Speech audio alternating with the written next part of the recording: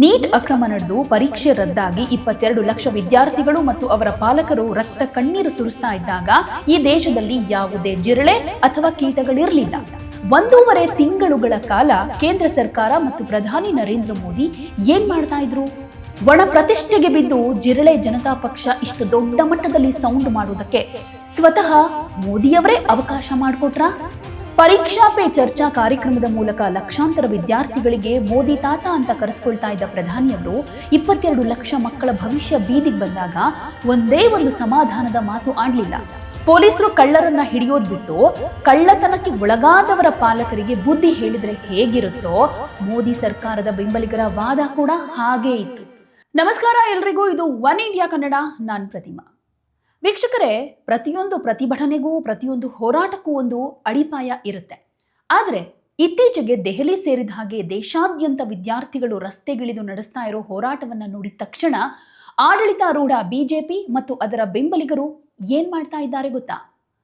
ಹೋರಾಟದ ಮೂಲ ಉದ್ದೇಶಕ್ಕೆ ಬೆಂಕಿ ಹಾಕಿ ಅದಕ್ಕೆ ಟೂಲ್ ಕಿಟ್, ವಿದೇಶಿ ಶಕ್ತಿ, ದೇಶದ್ರೋಹ ಅನ್ನೋ ಪಟ್ಟ ಕಟ್ಟೋ ವ್ಯವಸ್ಥಿತ ಪ್ರಯತ್ನ ಅಂತೂ ನಡೀತಾ ಇದೆ. ಆದರೆ ಪ್ರತಿಯೊಂದಕ್ಕೂ ದೇಶದ್ರೋಹದ ಪಟ್ಟ ಕಟ್ಟೋಕ್ಕೂ ಮುಂಚೆ ಬಿಜೆಪಿ ಜಾಣ ಕುರುಡು ಪ್ರದರ್ಶನ ಮಾಡ್ತಾ ಇರೋ ಆ ದಿನಾಂಕಗಳನ್ನ ದೇಶದ ಜನ ಬಾಯ್ಪಾಠ ಮಾಡ್ಕೊಳ್ಬೇಕಾಗಿದೆ. ಮೇ 3ನೇ ತಾರೀಕು ದೇಶಾದ್ಯಂತ 22 ಲಕ್ಷಕ್ಕೂ ಹೆಚ್ಚು ವಿದ್ಯಾರ್ಥಿಗಳು ಪ್ರಾಮಾಣಿಕವಾಗಿ ನೀಟ್ ಪರೀಕ್ಷೆಯನ್ನ ಬರೀತಾರೆ. ಮೇ 4, 5ನೇ ತಾರೀಕಿಗೆ ಪೇಪರ್ ಲೀಕ್ ಆಗಿದೆ ಅನ್ನೋ ಗುಸುಗುಸು ವಿದ್ಯಾರ್ಥಿ ವಲಯದಲ್ಲಿ ಹಬ್ಬುತ್ತೆ. ಮೇ 10ನೇ ತಾರೀಕಿಗೆ ರಾಜಸ್ಥಾನದ ಶಿಕ್ಷಕರೊಬ್ಬರು ಸಾಕ್ಷಿ ಸಮೇತ ತನಿಖಾ ಸಂಸ್ಥೆಗೆ ದೂರು ಕೊಡ್ತಾರೆ. ಮೇ 12ರಂದು 10 ದಿನದ ಹಿಂದೆ ನಡೆದ ಪರೀಕ್ಷೆಯನ್ನ NTA ರದ್ದು ಮಾಡುತ್ತೆ. ಮೇ 16ನೇ ತಾರೀಕು ದೇಶದ ಮುಖ್ಯ ನ್ಯಾಯಮೂರ್ತಿಗಳ ಬಾಯಲ್ಲಿ ಆಕಸ್ಮಿಕವಾಗಿ ಜಿರಳೆ ಅನ್ನೋ ಶಬ್ದ ಪ್ರಯೋಗವಾಗುತ್ತೆ. ಆ ವ್ಯಾಖ್ಯಾನವನ್ನು ಬಳಸಿಕೊಂಡು ಅಂದೇ ರಾತ್ರಿ ಜಿರಳೆ ಜನತಾ ಪಕ್ಷದ ಖಾತೆ ಸೋಷಿಯಲ್ ಮೀಡಿಯಾದಲ್ಲಿ ಶುರುವಾಗ್ಬಿಡುತ್ತೆ. ಅಂದ್ರೆ ನೀಟ್ ಅಕ್ರಮ ನಡೆದು ಪರೀಕ್ಷೆ ರದ್ದಾಗಿ 22 ಲಕ್ಷ ವಿದ್ಯಾರ್ಥಿಗಳು ಮತ್ತು ಅವರ ಪಾಲಕರು ರಕ್ತ ಕಣ್ಣೀರು ಸುರಿಸ್ತಾ ಇದ್ದಾಗ ಈ ದೇಶದಲ್ಲಿ ಯಾವುದೇ ಜಿರಳೆ ಅಥವಾ ಕೀಟಗಳಿರಲಿಲ್ಲ. ಅಕ್ರಮ ನಡೆದಿದ್ದು ಮೇ ಮೊದಲ ವಾರದಲ್ಲಿ. ಆದರೆ ಜಿರಳೆ ಪಕ್ಷ ಜಂತರ್ ಮಂತರ್ನಲ್ಲಿ ಉಪವಾಸ ಕೂತಿದ್ದು ಜೂನ್ 20ಕ್ಕೆ. ಅಲ್ಲಿ ತನಕ ಅಂದ್ರೆ ಬರೋಬ್ಬರಿ 1.5 ತಿಂಗಳುಗಳ ಕಾಲ ಕೇಂದ್ರ ಸರ್ಕಾರ ಮತ್ತು ಪ್ರಧಾನಿ ನರೇಂದ್ರ ಮೋದಿ ಏನ್ ಮಾಡ್ತಾ ಇದ್ರು? ಯುವಕರ ಆಕ್ರೋಶಕ್ಕೆ ಸ್ಪಂದಿಸದೆ, ತಪ್ಪು ಒಪ್ಪಿಕೊಳ್ಳದೆ, ಒಣ ಪ್ರತಿಷ್ಠೆಗೆ ಬಿದ್ದು ಜಿರಳೆ ಜನತಾ ಪಕ್ಷ ಇಷ್ಟು ದೊಡ್ಡ ಮಟ್ಟದಲ್ಲಿ ಸೌಂಡ್ ಮಾಡುವುದಕ್ಕೆ ಸ್ವತಃ ಮೋದಿಯವರೇ ಅವಕಾಶ ಮಾಡಿಕೊಟ್ರಾ? ಸೊ ಇವತ್ತಿನ ವಿಡಿಯೋದಲ್ಲಿ ಇದ್ರ ಬಗ್ಗೆನೇ ಒಂದಷ್ಟು ವಿಶ್ಲೇಷಣೆಯನ್ನ ಮಾಡ್ತಾ ಹೋಗೋಣ. ಪ್ರಶ್ನೆ ಪತ್ರಿಕೆ ಸೋರಿಕೆಯಾದಾಗ ಪ್ರಧಾನಿಯಾದವರು ಅಥವಾ ಕೇಂದ್ರ ಸರ್ಕಾರ ಈ ಸಮಸ್ಯೆಯನ್ನ ಅತ್ಯಂತ ಸುಲಭವಾಗಿ ಆರಂಭದಲ್ಲೇ ಪರಿಹರಿಸಬಹುದಾಗಿತ್ತು. ಆದರೆ ಮೋದಿ ಸರ್ಕಾರ ಸಾಲು ಸಾಲು ಪ್ರಮಾದಗಳನ್ನ ಮಾಡ್ತಾ ಹೋಯಿತು. ಒಂದನೇದು ಮೌನ ಎನ್ನೋ ಅತಿ ದೊಡ್ಡ ಅಪರಾಧ ಅಂತ. ಪರೀಕ್ಷಾ ಪೇ ಚರ್ಚಾ ಕಾರ್ಯಕ್ರಮದ ಮೂಲಕ ಲಕ್ಷಾಂತರ ವಿದ್ಯಾರ್ಥಿಗಳಿಗೆ ಮೋದಿ ತಾತ ಅಂತ ಕರೆಸ್ಕೊಳ್ತಾ ಇದ್ದ ಪ್ರಧಾನಿಯವರು 22 ಲಕ್ಷ ಮಕ್ಕಳ ಭವಿಷ್ಯ ಬೀದಿಗೆ ಬಂದಾಗ ಒಂದೇ ಒಂದು ಸಮಾಧಾನದ ಮಾತು ಆಡ್ಲಿಲ್ಲ. ಮನೆಯ ಯಜಮಾನನಿಂದ ಧೈರ್ಯದ ನುಡಿಯನ್ನ ಬಯಸೋದು ಅಪರಾಧನ? ಆರಂಭದ 10 ದಿನಗಳ ಕಾಲ ಶಿಕ್ಷಣ ಸಚಿವ ಧರ್ಮೇಂದ್ರ ಪ್ರಧಾನ್ ಪ್ರಶ್ನೆ ಪತ್ರಿಕೆ ಸೋರಿಕೆಯನ್ನೇ ಒಪ್ಕೊಳ್ಳಿಲ್ಲ. ಸರ್ಕಾರ ತಕ್ಷಣವೇ ಸ್ಪಂದಿಸಿದ್ರೆ ಯುವಕರ ಮನಸ್ಸಲ್ಲಿ ಭರವಸೆ ಮೂಡ್ತಾ ಇತ್ತು.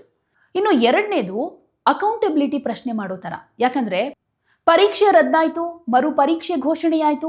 ಆದ್ರೆ ಈ ಅಕ್ರಮಕ್ಕೆ ಕಾರಣರಾದ NTA ಉನ್ನತ ಅಧಿಕಾರಿಗಳ ಮೇಲಾಗ್ಲಿ ಅಥವಾ ಶಿಕ್ಷಣ ಇಲಾಖೆಯ ಮೇಲಾಗ್ಲಿ ತಕ್ಷಣಕ್ಕೆ ಯಾವುದೇ ಕಠಿಣ ಜವಾಬ್ದಾರಿಯನ್ನ ನಿಗದಿಪಡಿಸಲಿಲ್ಲ. ತಪ್ಪಿತಸ್ಥರನ್ನ ರಕ್ಷಣೆ ಮಾಡೋದಕ್ಕೆ ಟ್ರೈ ಮಾಡ್ತಾ ಇದೆ ಅನ್ನೋ ಸಂಶಯ ಯುವಕರಲ್ಲಿ ಮೂಡೋದಕ್ಕೆ ಇದೇ ಪ್ರಮುಖ ಕಾರಣ ಆಗಿದ್ದು. ಇನ್ನು ಮತ್ತೊಂದು, ವಿದ್ಯಾರ್ಥಿಗಳನ್ನೇ ಅಪರಾಧಿಗಳನ್ನಾಗಿ ಮಾಡಿದ್ದು. ಪ್ರಧಾನಿಯವರು ರಾಷ್ಟ್ರೀಯ ಜವಾಬ್ದಾರಿಯ ಬಗ್ಗೆ ಮಾತನಾಡಿದ್ರು. ಬೆಂಬಲಿಗರು ಪ್ರಶ್ನೆ ಪತ್ರಿಕೆ ಖರೀದಿ ಮಾಡೋ ಪಾಲಕರೇ ಇದಕ್ಕೆ ಕಾರಣ ಅಂತ ಬುದ್ಧಿವಾದ ಹೇಳೋದಕ್ಕೆ ಬಂದ್ರು. ಪೊಲೀಸರು ಕಳ್ಳರನ್ನ ಹಿಡಿಯೋದ್ ಬಿಟ್ಟು ಕಳ್ಳತನಕ್ಕೆ ಒಳಗಾದವರ ಪಾಲಕರಿಗೆ ಬುದ್ಧಿ ಹೇಳಿದ್ರೆ ಹೇಗಿರುತ್ತೋ ಮೋದಿ ಸರ್ಕಾರದ ಬೆಂಬಲಿಗರ ವಾದ ಕೂಡ ಹಾಗೇ ಇತ್ತು. ಖರೀದಿ ಮಾಡೋರು ಲಕ್ಷಾಂತರ ಜನ ಇದ್ರೆ ಪೇಪರ್ ತಯಾರಿಸೋರು ಬೆರಳೆಣಿಕೆಯ ಅಧಿಕಾರಿಗಳಲ್ವಾ? ಆ ಅಧಿಕಾರಿಗಳನ್ನ ನಿಯಂತ್ರಣ ಮಾಡೋದು ಯಾರ ಜವಾಬ್ದಾರಿಯಾಗಿತ್ತು? ಇನ್ನೊಂದು ಒಣ ಪ್ರತಿಷ್ಠೆ ಮತ್ತೆ ಟೂಲ್ ಕಿಟ್ ಅನ್ನೋ ನೆಪ.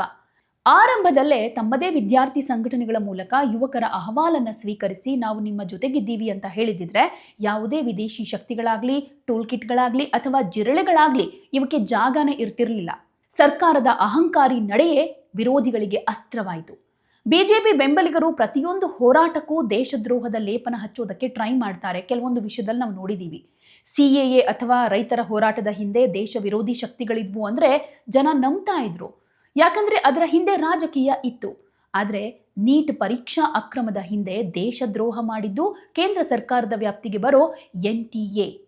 ಇಲ್ಲಿ ನಾವು ಗಮನಿಸಬೇಕಾಗಿರೋ ಅತಿ ಮುಖ್ಯವಾದ ವಿಷಯ ಅಂದ್ರೆ ಧರ್ಮೇಂದ್ರ ಪ್ರಧಾನ್ ಅವರ ವಿರುದ್ಧ ರಸ್ತೆಗಿಳಿದಿದ್ದು ಬರೀ ಜಿರಳೆ ಪಕ್ಷದವರು ಮಾತ್ರ ಅಲ್ಲ. ಇಲ್ಲಿ ಧರ್ಮೇಂದ್ರ ಪ್ರಧಾನ್ ರಾಜೀನಾಮೆಗೆ ಆಗ್ರಹಿಸಿ ಸೋಷಿಯಲ್ ಮೀಡಿಯಾದಲ್ಲಿ ಅಭಿಯಾನ ಶುರು ಮಾಡಿದ್ದು ಪಕ್ಕ ಬಲಪಂಥೀಯ ಯುವಕರು ಹಾಗೆ ಬಿಜೆಪಿಯನ್ನ ಹಗಲಿರುಳು ಬೆಂಬಲಿಸ್ತಾ ಇದ್ದ ನೆಟ್ಟಿಗರು. ನೀಟ್ ಒಂದೇ ಅಲ್ಲ, UGC ನಿಯಮಗಳ ಗೊಂದಲ, CBSE ಫಲಿತಾಂಶಗಳ ಎಡವಟ್ಟುಗಳು, ನೂತನ ರಾಷ್ಟ್ರೀಯ ಶಿಕ್ಷಣ ನೀತಿ ಅನುಷ್ಠಾನದ ವೈಫಲ್ಯದಿಂದ ಕೇವಲ ಸಾಮಾನ್ಯ ಜನ ಮಾತ್ರ ಅಲ್ಲ, ಕಟ್ಟ ಬಿಜೆಪಿಗರು ಧರ್ಮೇಂದ್ರ ಪ್ರಧಾನ್ ಅವರ ಕಾರ್ಯವೈಖರಿಯಿಂದ ಬೇಸತ್ತಿದ್ರು. ಶಿಕ್ಷಣ ಒಂದು ಕಡೆ ಸಿಕ್ಕಾಪಟ್ಟೆ ದುಬಾರಿಯಾಗಿದೆ, ಇನ್ನೊಂದು ಕಡೆ ಅಕ್ರಮಕ್ಕೆ ಲಗಾಮು ಹಾಕೋರೇ ಇಲ್ಲ ಅನ್ನೋ ಸಾರ್ವಜನಿಕ ಆಕ್ರೋಶ ಮುಗಿಲು ಮುಟ್ಟಿದಾಗ ಆ ಖಾಲಿ ಜಾಗವನ್ನ ಜಿರಳೆ ಜನತಾ ಪಕ್ಷ ಚೆನ್ನಾಗಿ ಬಳಸ್ಕೊಳ್ತು. ನಿಜವಾಗ್ಲೂ ಆ ಆಕ್ರೋಶವನ್ನ ಪ್ರೀತಿಯಿಂದ ಸ್ವೀಕರಿಸಿ ಸರಿಪಡಿಸೋ ಅವಕಾಶ ಬಿಜೆಪಿಗಿತ್ತು. ಆದರೆ ಬಿಜೆಪಿ ಸೈಲೆಂಟ್ ಆಗಿ ದೇಶದ್ರೋಹದ ಪಟ್ಟ ಕಟ್ಟೋದಕ್ಕೆ ಹೋಗಿ ತನ್ನದೇ ಕಟ್ಟ ಬೆಂಬಲಿಗರನ್ನ ದೂರ ಮಾಡಿಕೊಳ್ತು. ಹಾಗಾದರೆ ಪ್ರಧಾನಿ ಮೋದಿ ಅವರಿಗೆ ಈ ಬಿಕ್ಕಟ್ಟನ್ನು ಸುಲಭವಾಗಿ ಪರಿಹರಿಸೋದಕ್ಕೆ ಇದ್ದಂಥ ಮಾರ್ಗಗಳೇನು? ರಾಜಕೀಯ ಬದಿಗೊತ್ತಿ ಸರ್ಕಾರ ತಕ್ಷಣವೇ ಜಾರಿಗೆ ತರಬೇಕಾಗಿರೋ 7 ಪ್ರಮುಖ ಶೈಕ್ಷಣಿಕ ಸುಧಾರಣೆಗಳು ಏನೇನು ಅಂತ ನೋಡೋದಾದ್ರೆ ಇಲ್ಲಿ ಗೌಪ್ಯತೆಯ ನೀತಿ ಸಂಹಿತೆ ಅನ್ನೋದನ್ನ ಗಮನಿಸಬೇಕು. ದೇಶದಲ್ಲಿ ಕೇಂದ್ರ ಸರ್ಕಾರ ನಡೆಸುವಂತಹ ಪ್ರತಿಯೊಂದು ಪರೀಕ್ಷೆಯ ಪ್ರಶ್ನೆ ಪತ್ರಿಕೆ ತಯಾರಿಕೆಯನ್ನ ಬಜೆಟ್ ಪ್ರತಿ ರಚನೆ ಮಾಡುವಷ್ಟೇ ಕಟ್ಟುನಿಟ್ಟಾಗಿ ಮತ್ತು ಗೌಪ್ಯವಾಗಿ ಮಾಡಬೇಕು. ಪರೀಕ್ಷೆ ಮುಗಿಯೋ ತನಕ ವಿಷಯ ತಜ್ಞರು ಬಾಹ್ಯ ಪ್ರಪಂಚದ ಸಂಪರ್ಕ ಇಲ್ಲದ ಹಾಗೆ ನೋಡ್ಕೊಳ್ಬೇಕು. ಇನ್ನು ಸಂಪೂರ್ಣವಾಗಿ ಡಿಜಿಟಲೀಕರಣ ಹಾಗೆ AI ತಂತ್ರಜ್ಞಾನ ಅಂತ ಬಂದಾಗ ಪ್ರಶ್ನೆ ಪತ್ರಿಕೆ ಮುದ್ರಣ ಹಾಗೆ ಸಾಗಣೆಯ ಹಳೇ ಕಾಲದ ಪದ್ಧತಿಗೆ ತೆರೆ ಎಳೆದು AI ತಂತ್ರಜ್ಞಾನದ ನೆರವಿನಿಂದ ಪರೀಕ್ಷೆಗೆ ಕೆಲವೇ ಗಂಟೆಗಳ ಮೊದಲು ಡಿಜಿಟಲ್ ರೂಪದಲ್ಲಿ ಪ್ರಶ್ನೆ ಪತ್ರಿಕೆ ಹಂಚಿಕೆ ಮಾಡಬೇಕು. ಮತ್ತೆ ರಾಷ್ಟ್ರೀಯ ಪರೀಕ್ಷಾ ನೀತಿ ಸಂಹಿತೆ ಅಂದ್ರೆ ಇಲ್ಲಿ ಪಠ್ಯಕ್ರಮ, ಪರೀಕ್ಷೆಯ ಮೌಲ್ಯಮಾಪನ ಹಾಗೆ ಫಲಿತಾಂಶದ ತನಕ ಕೇಂದ್ರದ ಎಲ್ಲ ಪರೀಕ್ಷೆಗಳಿಗೆ ಸ್ಪಷ್ಟ ಮಾರ್ಗಸೂಚಿ ಇರಬೇಕು. ಇದನ್ನೇ ರಾಜ್ಯಗಳಿಗೂ ಕೂಡ ವಿಸ್ತರಣೆ ಮಾಡಬೇಕು. ಇನ್ನು ಕೋಚಿಂಗ್ ಸೆಂಟರ್ಗಳಿಗೆ ಕಠಿಣ ಕಾನೂನು ಜಾರಿಯಾಗಬೇಕು. ಎಲ್ಲ ಅಕ್ರಮಗಳ ಮೂಲ ಆಗಿರುವಂತಹ ದಂಧೆಕೋರ ಕೋಚಿಂಗ್ ಸೆಂಟರ್ಗಳಿಗೆ ಮೂಗುದಾರ ಹಾಕುವುದಕ್ಕೆ ರಾಷ್ಟ್ರವ್ಯಾಪಿ ಕಠಿಣ ಕಾನೂನನ್ನು ತರಬೇಕು. ಇನ್ನು ಏಕರೂಪ ಪಠ್ಯಕ್ರಮ ಅಂತ ಬಂದಾಗ ರಾಷ್ಟ್ರೀಯ ಮಟ್ಟದ ಸ್ಪರ್ಧಾತ್ಮಕ ಪರೀಕ್ಷೆಗಳಿಗೆ ದೇಶಾದ್ಯಂತ ಏಕರೂಪದ ಪಠ್ಯಕ್ರಮ ಜಾರಿಯಾಗಬೇಕು. ತಪ್ಪಿತಸ್ಥರ ತಕ್ಷಣದ ವಜಾ ಆಗಬೇಕು. ಅಂದ್ರೆ ಅಕ್ರಮದಲ್ಲಿ ಭಾಗಿಯಾಗಿರೋ NTA ಅಧಿಕಾರಿಗಳು ಹಾಗೆ ಖಾಸಗಿ ಏಜೆನ್ಸಿಗಳನ್ನ ಕೂಡಲೇ ಕಪ್ಪು ಪಟ್ಟಿಗೆ ಸೇರಿಸಿ ಅವರನ್ನ ಜೈಲಿಗಟ್ಟಬೇಕು. ಸಚಿವರ ನೈತಿಕ ಹೊಣೆಗಾರಿಕೆ ಅಂತ ಬಂದಾಗ ಯಾವಾಗ ವ್ಯವಸ್ಥೆ ಕುಸಿಯುತ್ತೋ ಇಲಾಖೆಯ ಮುಖ್ಯಸ್ಥರಾದ ಸಚಿವರು ರಾಜೀನಾಮೆ ಕೊಟ್ಟು ನೈತಿಕ ಹೊಣೆ ಹೊರಬೇಕಾಗತ್ತೆ. ಇನ್ನು ಪ್ರಧಾನಿಯವರು ಅಥವಾ ಶಿಕ್ಷಣ ಸಚಿವರು ನಾವು ಪರೀಕ್ಷೆಗಳನ್ನು ಬಜೆಟ್ ಮಾದರಿಯಲ್ಲಿ ಗೌಪ್ಯವಾಗಿ ನಡೆಸೋದಕ್ಕೆ ವಿಶೇಷ ಕಾನೂನು ತರ್ತೀವಿ ಅನ್ನೋ ಒಂದು ಸಣ್ಣ ಭರವಸೆ ಕೊಟ್ಟಿದ್ದಿದ್ರೆ ಯಾವ ಜಿರಳೆಗಳಿಗೂ ಕೂಡ ಬೆಲೆ ಇರ್ತಿರ್ಲಿಲ್ಲ, ಅವಕಾಶ ಇರ್ತಾ ಇರಲಿಲ್ಲ. ಸಮಸ್ಯೆ ಮಧ್ಯೆಯೂ ಮೋದಿ ಹೀರೋ ಆಗಿ ಹೊರಹೊಮ್ತಾ ಇದ್ರು. ಆದರೆ ಇವತ್ತದಾಗಲಿಲ್ಲ. ಹಿಂದೆ ಕೃಷಿ ಕಾಯ್ದೆಗಳ ಮೂಲಕ ರೈತರು ಹೋರಾಟ ಮಾಡಿದಾಗಲೂ ಸರ್ಕಾರ ಆರಂಭದಲ್ಲಿ ಇದೇ ರೀತಿ ಪ್ರತಿಷ್ಠೆಗೆ ಬಿತ್ತು. ಆದರೆ ಕೊನೆಗೆ ಕಾಯ್ದೆಗಳನ್ನು ಹಿಂಪಡಿಬೇಕಾಯಿತು. ಆದರೆ ಈಗ ನೀಟ್ ವಿಚಾರದಲ್ಲೂ ದಾಂಧಲೆ ನಡೆಯೋ ತನಕ ಮಾತುಕತೆಗೆ ಮುಂದಾಗದೆ ಈಗ ಸ್ವಲ್ಪ ಭರವಸೆಯನ್ನ ಮಾತಾಡಿ ತಪ್ಪಿತಸ್ಥರ ವಿರುದ್ಧ ಕ್ರಮ ಕೈಗೊಳ್ತೀವಿ, ಫಾಸ್ಟ್ ಟ್ರ್ಯಾಕ್ ಕೋರ್ಟನ್ನು ರಚನೆ ಮಾಡಿದ್ದೀವಿ, ಆದಷ್ಟು ಬೇಗ ತಪ್ಪಿತಸ್ಥರಿಗೆ ಶಿಕ್ಷೆ ಆಗುತ್ತೆ, ವಿದ್ಯಾರ್ಥಿಗಳಿಗೆ ನ್ಯಾಯ ಕೊಡ್ತೀವಿ ಅಂತ ಮಾತಾಡ್ತಾ ಇದ್ದಾರೆ. ಇಷ್ಟು ಡ್ಯಾಮೇಜ್ ಆಗೋ ತನಕ ಯಾಕೆ ಸುಮ್ಮನಾಗಬೇಕಾಗಿತ್ತು ಅನ್ನೋದು ಇಲ್ಲಿ ಪ್ರಶ್ನೆ. ಇಲ್ಲಿ ಖಾಲಿ ಜಾಗವನ್ನ ಜಿರಳೆಗಳು ಯಾವ ರೀತಿ ಬಳಸ್ಕೊಂಡ್ವು, ಜೊತೆಗೆ ವಿಪಕ್ಷಗಳು ಯಾವ ರೀತಿಯಾಗಿ ತಮ್ಮ ಅಸ್ತ್ರ ಪ್ರಯೋಗ ಮಾಡೋದಕ್ಕೆ ಇಲ್ಲಿ ಮುಂದಾದ್ವು ಅನ್ನೋದು ಕೂಡ ಒಂದು ಪಾಯಿಂಟ್. ಯುವಕರ ಆಕ್ರೋಶಕ್ಕೆ ಕೇಂದ್ರ ಸರ್ಕಾರ ಸ್ಪಂದಿಸದೇ ಇದ್ದಾಗ ಸೃಷ್ಟಿಯಾದ ರಾಜಕೀಯ ಶೂನ್ಯತೆಯನ್ನ ಜಿರಳೆ ಜನತಾ ಪಕ್ಷ ಹಾಗೆ ವಿಪಕ್ಷಗಳು ಸರಿಯಾಗಿ ಬಳಸ್ಕೊಂಡ್ವು. ನ್ಯಾಯಯುತ ಹೋರಾಟದ ಹಾದಿ ತಪ್ಪಿಸೋ ಪ್ರಯತ್ನ ನಡೀತು. ಇಲ್ಲಿ ವಿದ್ಯಾರ್ಥಿಗಳು ಕೇಳಿದ್ದು ನ್ಯಾಯ ಮತ್ತು ಶಿಕ್ಷಣ ಇಲಾಖೆಯ ಸುಧಾರಣೆ. ಆದರೆ ಸರ್ಕಾರ ಹಾಗೂ ಬೆಂಬಲಿಗರು ಇದನ್ನ ಸರ್ಕಾರ ಬೀಳಿಸೋ ತಂತ್ರ ಅಥವಾ ಟೂಲ್ ಕಿಟ್ ಅಂತ ವೈಭವೀಕರಿಸೋ ಮೂಲಕ ಸಮಸ್ಯೆಯ ಮೂಲವನ್ನೇ ಬಿಟ್ಟು ಅವರ ಗಮನವನ್ನ ಬೇರೆ ಕಡೆ ಹರಿಸೋದಕ್ಕೆ ಟ್ರೈ ಮಾಡ್ತಿದ್ರು, ಅಂದ್ರೆ ಜನತೆಯ ಗಮನವನ್ನ. ಇಲ್ಲಿ ಕಾಂಗ್ರೆಸ್, ಸಮಾಜವಾದಿ ಪಾರ್ಟಿ, ತೃಣಮೂಲ ಕಾಂಗ್ರೆಸ್, CPIM ಸೇರಿದ ಹಾಗೆ ಸುಮಾರು 65ಕ್ಕೂ ಹೆಚ್ಚು ಸಂಸದರು ಮತ್ತು ನಾಯಕರು ಈ ಹೋರಾಟಕ್ಕೆ ನೇರ ಬೆಂಬಲವನ್ನ ಕೊಟ್ಟರು. ರಾಹುಲ್ ಗಾಂಧಿ ಸೇರಿದ ಹಾಗೆ ಪ್ರಮುಖ ವಿಪಕ್ಷ ನಾಯಕರು ಸಂಸತ್ತಿನಲ್ಲಿ ಈ ವಿಷಯವನ್ನ ಪ್ರಸ್ತಾಪ ಮಾಡಿ ಆಡಳಿತ ಪಕ್ಷವನ್ನ ಇಕ್ಕಟ್ಟಿಗೆ ಸಿಲುಕಿಸೋದಕ್ಕೆ ಟ್ರೈ ಮಾಡಿದ್ರು. CJPಯ ವೇದಿಕೆಯನ್ನ ಚೆನ್ನಾಗಿ ಯುಟಿಲೈಸ್ ಮಾಡಿಕೊಂಡ್ರು.